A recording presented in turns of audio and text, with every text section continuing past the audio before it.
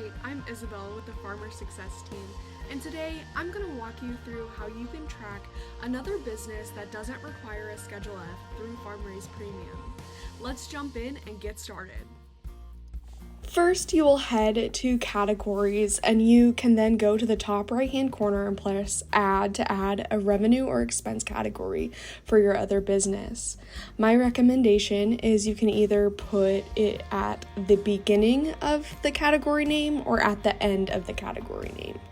Here you can see me adding RJT Customs / woodworking under revenue, and then RJT Customs / supplies under expenses.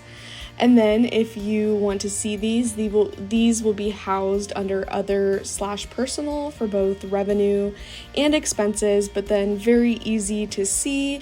And then you can go to income statements and you can select only the expenses or only the revenues that you want to see. If you have questions about adding another business expense, check out our help article or reach out to support@farmraise.com.